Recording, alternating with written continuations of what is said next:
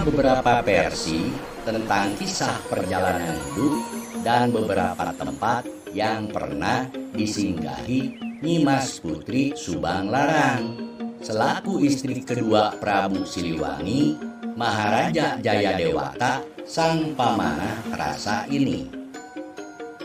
Nyimas Putri Subang Larang juga berjasa menyebarkan agama Islam di Tatar Pasundan. Tidak mungkin seorang istri maharaja seleluasa itu jika tidak direstui suaminya. Sehingga hal ini mematahkan versi kisah yang menyebutkan bahwa Nyimas Subang Larang diasingkan oleh Prabu Siliwangi ke Banten karena tidak mematuhi larangan melakukan syariat Islam di dalam keraton. Akhirnya, ketiga putranya pun turut meninggalkan keraton Pajajaran. Terlepas dari perbedaan kisah sebagai sosok historis, nyatanya Islam yang kini menjadi agama mayoritas di Jawa Barat, DKI Jakarta, dan Banten tidak lepas dari jasa sosok Nyai Subang Larang. Keberadaannya sangat penting dalam perjalanan sejarah sosial, religi, dan politik di Tatar Sunda.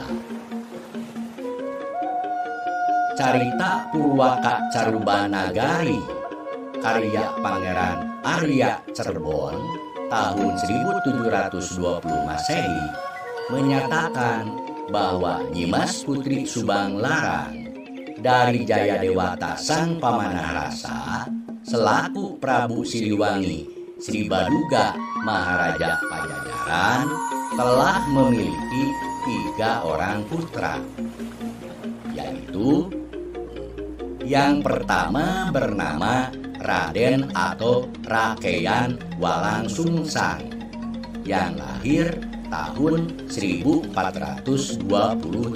Masehi. Yang kedua bernama Nyimas Putri Lara Santang yang lahir tahun 1426 Masehi. Dan yang ketiga, si bungsu bernama Raden Kian Santang Raja Sangara yang lahir tahun 1428 Masehi. Sekitar tahun 1441 Masehi, Nyai Subang Larang wafat, dimakamkan di Muara Jati. Ternyata Muara Jati sebagai wilayah kerajaan Singhapura Cirebon Girang dulu sekarang telah termasuk wilayah di tengah hutan jati Desa Nanggerang, Kecamatan Binong, Kabupaten Subang. Selain itu, di daerah Kampung Cipicu, Desa Kosambi, Kecamatan Cipunagara, juga terdapat makam Eyang Gelok, yaitu seorang abdi dalam yang diyakini sebagai pengiring atau walengsernya Nyimas Putri Subang Larang semasa hidupnya. Hutan Jati yang termasuk wilayah Muara Jati dan Teluk Agung ini dikenal dengan sebutan Astana Panjang. Walaupun sebagian sejarawan menyebut bahwa makam Nyai Subang Larang di sini adalah sebuah makom atau petilasan, yaitu kedudukan yang mengacu bahwa seseorang pernah ada di tempat itu. Ternyata unsur-unsur penamaan tempat dan kondisi alam serta didukung dengan temuan sejumlah puing-puing bekas bangunan kuno serta berbagai peninggalan benda kuno semakin menguatkan bahwa tempat ini merupakan saksi sejarah perjalanan Nyi Mas Putri Subang Larang yang telah dijadikan pemukiman pada saat menyebarkan Islam. Akhirnya, sejak tanggal 30 Juni tahun 2011, tempat ini menjadi kawasan penelitian di Sparbud, Provinsi Jawa Barat, dan mengukuhkan bahwa situs Teluk Agung sebagai cagar budaya baru di Jawa Barat. Hutan jati yang dijadikan objek penelitian tersebut adalah seluas 2 hektar. Meskipun secara keseluruhan luas tempat yang sering ditemukan benda kuno adalah mencapai area 70 hektar. Tidak hanya koin uang, manik-manik, atau perhiasan kuno saja yang diklaim milik Nyi Mas Putri Subang Larang dan masyarakat masa Pajajaran waktu itu saja yang ditemukan. Belakangan, penelitian juga menemukan situs kuno lain yang diyakini berusia ribuan tahun. Salah satu di antaranya temuan fosil kerangka manusia yang diprediksi usianya sudah puluhan ribu tahun. Fosil itu diklaim merupakan manusia prasejarah bangsa Austronesia. Tim arkeolog menemukan 5 bagian kerangka manusia. 2 di antaranya hasil ekskavasi tahun 2016 dan 3 lagi ditemukan pada tahun 2018.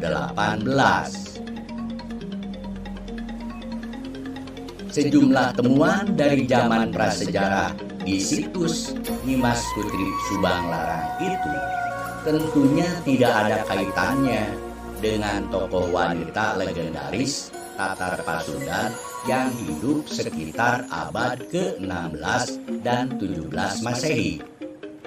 Karena secara periode kehidupannya jelas jauh berbeda. Temuan kerangka manusia dari bangsa Austronesia ini bukan merupakan yang tertua di Jawa Barat, karena ada yang lebih tua, yakni fosil yang ditemukan di Banjar Ciamis. Namun, temuan di situs Nyi Mas Putri Subang Larang ini setidaknya bisa disambungkan dengan keberadaan Gunung Padang di Cianjur. Walaupun jarak kedua situs itu berjauhan dari kacamata arkeologi sekarang, tak mustahil bila kedua situs itu punya keterkaitan, sebab jarak tersebut masih terjangkau untuk ukuran manusia zaman dahulu. Sepeninggal wafatnya Nyi Mas Putri Subang Larang, para putranya meninggalkan keraton Pakuan untuk berkelana memperdalam agama Islam. Namun, naskah Wangsakerta mencatat hanya Pangeran Walang Sungsang dan Nyi Mas Putri Rara Santang saja yang diizinkan oleh ayahnya untuk meninggalkan istana, karena Raden Kian Santang masih belum cukup umur, sehingga si bungsu harus tetap tinggal di keraton sambil menerima ajaran ilmu kanuragan dari ayahnya yang dijuluki Prabu Siliwangi selaku Sri Baduga Maharaja Pajajaran. Ketiga putra Prabu Siliwangi, Sri Baduga Maharaja Pajajaran inilah yang kemudian memegang peranan penting dalam mengubah Jawa bagian barat dan tengah menjadi daerah penyebaran Islam. Pangeran Walangsungsang atau yang kemudian dikenal dengan sebutan Pangeran Cakrabuana selanjutnya menjadi pendiri Kerajaan Pakungwati Cirebon sebagai susuhunan Jati pertama. Sedangkan Nyimas Larasantang kemudian memiliki anak bernama Sarip Hidayatullah yang kemudian dikenal sebagai Sunan Gunung Jati atau Susuhunan Jati kedua. Si bungsu Pangeran Raja Sangara kemudian dikenal dengan nama Raden Kian Santang, menjadi Dalem Bupati Pakuan dan memiliki petilasan serta makam di Kampung Godog, Lebak Agung, Karangpawitan, Garut. Fakta sejarah peninggalan Prabu Cakrabuana Walangsungsang dan Pangeran Sarip Hidayatullah adalah Masjid Pejelagrahan di Jalan Gembir Laya, Lemah Wungkuk, Kota Cirebon, sebelah timur Komplek Dalem Pakungwati yang dulu bernama Desa Kebon Pesisir. Dan peninggalan lainnya adalah Masjid Agung Sang Ciptarasa di Komplek Keraton Kasepuhan. Ada yang berpendapat bahwa Prabu Cakrabuana Walangsungsang itu adalah Prabu Kian Santang.